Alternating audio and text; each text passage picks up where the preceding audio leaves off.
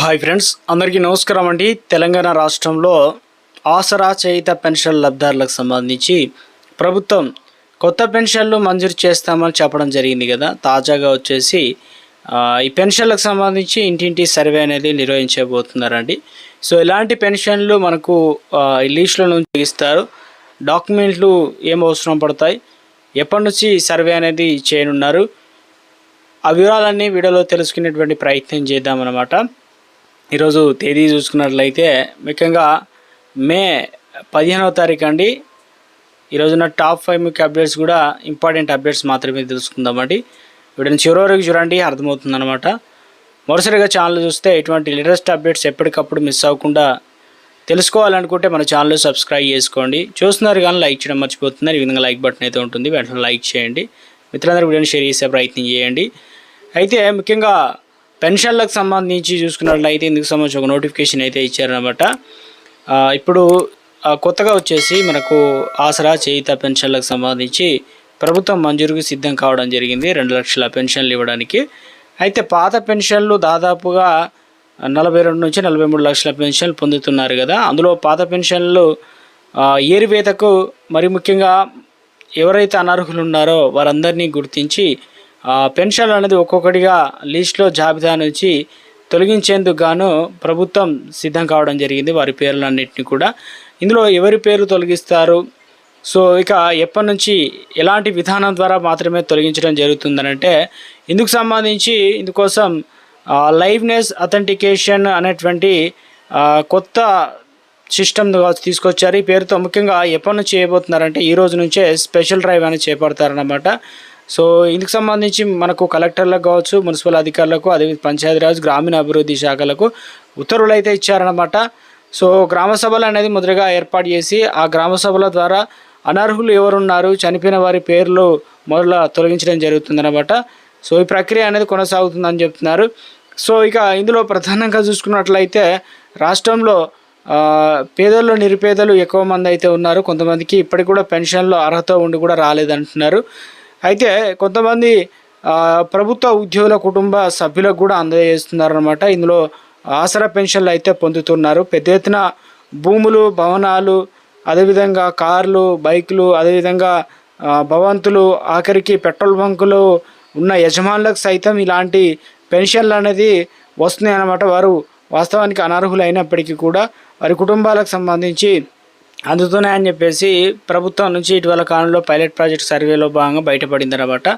So ఇక దివ్యాంగుల కోటాలో కూడా ముఖ్యంగా ఏదైతే వృద్ధాప్య పింఛన్లు 50 ఏళ్ళు నిండిన వృద్ధాప్య పింఛన్లు కూడా అందుకుంటున్నారు, వయసుకు తగ్గట్టు కూడా కాకుండా. సో వారు కూడా చాలామంది అయితే ఉన్నారని చెప్తున్నారు. వైకల్యం లేకున్నా దివ్యాంగ పింఛన్లు పొందుతున్నట్లు ప్రభుత్వం గుర్తించడం జరిగింది. ఈ నేపథ్యంలో అనర్హులను ఒక్కొక్కరిగా ఏరివేసేందుకు ప్రభుత్వం సిద్ధం కావడం జరిగిందనమాట. సో జాబితాల నుంచి లబ్ధాలను అనర్హులను మరణించిన వారి పేర్లను తొలగించేందుకు గాను ముందుగా ఎవరి పేర్లు తొలగిస్తున్నారు ఏంటి అనేది తప్పనిసరిగా గ్రామ సభ అనేది నిర్వహిస్తారనమాట. ఆ గ్రామ సభల్లోనే ముఖ్యంగా ఏదైతే ఆమోదం తప్పనిసరి చేసిందనమాట. సో దాని తర్వాత ఇప్పుడు ఎవరి పెన్షన్లు తొలగిస్తున్నావు ఏంటనేది కూడా అవన్నీ కూడా క్లియర్గా చెప్తారనమాట. వృద్ధులు మంచానికి పరిమితం అయిన వారు, దివ్యాంగులకు ఇక ప్రత్యేక ప్రాధాన్యత ఇస్తున్నారన్నమాట. సో వారికి గ్రామాల్లో పంచాయతీ కార్యదర్శులు, పట్టణాల్లో అయితే ఇక అధికారులకు సంబంధించి బిల్ కలెక్టర్, రెవెన్యూ సిబ్బంది అధికారులు కూడా ఈ లైవ్నెస్ అథెంటికేషన్ అనేది ఈ ప్రక్రియ ద్వారా వారందరినీ తొలగించనున్నారు. సో ఇక ఈ ప్రక్రియ అనేది 1 నెల రోజుల పాటు జరుగుతుంది అంటున్నారు. అంటే ఈ నెల 15 నుంచి మనకు వచ్చే నెల ఏదైతే 15వ తారీఖు, జూన్ 15వ తారీఖు వరకు కూడా ఈ ప్రక్రియ అనేది కొనసాగుతుందని చెప్తున్నారు.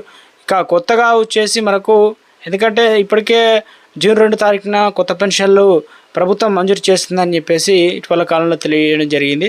అయితే మరి అనర్హులను ఏరివేసేందుకు గాను జూన్ 15వ తారీఖు అంటే దాదాపుగా ఒక 13 రోజులు అనేది ఎక్కువగా ఉంది. మరి ఆలోపు ఈ ప్రక్రియ అనేది కంప్లీట్ చేస్తారా, లేదంటే ఈ జూన్ 15 తర్వాతనే కొత్త పెన్షన్లు ఇస్తారా అనేది కూడా ఒక క్వశ్చన్ మార్క్ అయితే ఉందన్నమాట. సో మొత్తానికి రాష్ట్ర వ్యాప్తంగా కూడా 42.23 లక్షల మందికి లబ్ధాల్లో చేయుత పెన్షన్లు పొందుతుంటే సో ప్రతి నెల 1000 కోట్ల వరకు అయితే ఖర్చు అవుతుందన్నమాట. తాజాగా వచ్చేసి పింఛన్లు 2 లక్షల పింఛన్లు ఇవ్వడానికి ప్రభుత్వం సిద్ధమైంది. ఇందులో వచ్చేసి వితంతువులు అదేవిధంగా వృద్ధాప్య పెన్షన్లు మొదటి ప్రాధాన్యత కేటాయిస్తామని తెలియజేయడం జరిగింది. సో ఇప్పుడు ప్రస్తుతం వచ్చేసి ఫేస్ రికగ్నిషన్ ద్వారా ఫింగర్ ప్రింట్ టెక్నాలజీ ద్వారా పింఛన్లు ఇవ్వాలని ప్రభుత్వం ఇందుకు సంబంధించి ప్రత్యేకంగా మొబైల్ యాప్ను కూడా అందుబాటులోకి తీసుకురావడం జరుగుతుందని చెప్తున్నారు. సో ఇక పెన్షన్లకు సంబంధించి ప్రభుత్వం నుంచి ఏదైతే లిస్ట్ అయితే వస్తున్నారన్నమాట, ఎవరు తొలగిస్తున్నారు ఏంటి ఇంటిని సర్వే అయితే చేస్తారనమాట. సో వారు ఉన్నారా లేదా, పెన్షన్లు నిజంగా ఆధార్ కార్డు, ఓటర్ ఐడి, కులం ఆదాయం సర్టిఫికేట్, బ్యాంక్ అకౌంట్ ఇవన్నీ డీటెయిల్స్ అనేది వారు అడిగిన తగిన పత్రాలు అయితే చూపించాల్సి అయితే ఉంటుంది. సో లిస్టు అడిగినప్పుడు సో ఇక ఏదైతే పెన్షన్లు అనేది మనకు ఈ నెల సంబంధించిన పెన్షన్ల కోసం ఎదురు చూస్తున్న ఆసరా పెన్షన్ లబ్ధారులకు సంబంధించి ఎంత మొత్తంలో ఇవ్వబోతున్నారు అనేది కూడా ప్రభుత్వం ఇటీవల కాలంలోనే బడ్జెట్ అనుకూలించినట్లయితే ప్రభుత్వం నుంచి 500 రూపాయలు లేదా 1000 రూపాయలు పెంచి ఇస్తామని చెప్పేసి ప్రభుత్వం తెలియజేసింది. కాబట్టి సాధ్యమైనంత వరకు తెలంగాణ రాష్ట్ర వ్యాప్తంగా ఈ నెలలో నుంచే మనకు పెన్షన్లు ఏదైతే ఉన్నాయో పంపిణీకి సంబంధించి పెంపు అనేది ఉండబోతున్నట్లుగా తాజాగా అప్డేట్స్ అయితే అందుతున్నాయి అన్నమాట. సో ఇది ఎంతవరకు నెరవేరుతుంది ఏంటనేది కూడా మరొక 2-3 రోజుల్లో క్లారిటీ అయితే రాబోతుందండి. సో ప్రస్తుతం అయితే పింఛన్లకు సంబంధించినటువంటి ప్రక్రియలో భాగంగా ప్రభుత్వం నుంచి ఒక అప్డేట్ అనేది రావడం జరిగిందనమాట. సో ఇప్పటికే అయితే దేశవ్యాప్తంగా కూడా వీటి ధరలు అయితే పెంచారన్నమాట, సంచలన నిర్ణయం తీసుకున్నారు. ఇందులో వచ్చేసి పెట్రోల్ సంబంధించి డీజిల్, సిఎన్జి రేట్లు అనేది పెంచినట్టు చెప్తున్నారు. సో ఇక్కడ ఏం చేశారంటే గతంలో ముఖ్యంగా పెట్రోల్, డీజిల్ రేటు పెంచుతారంటే అది నిరంతరం పెరగకుండా అలాగే ఉంది.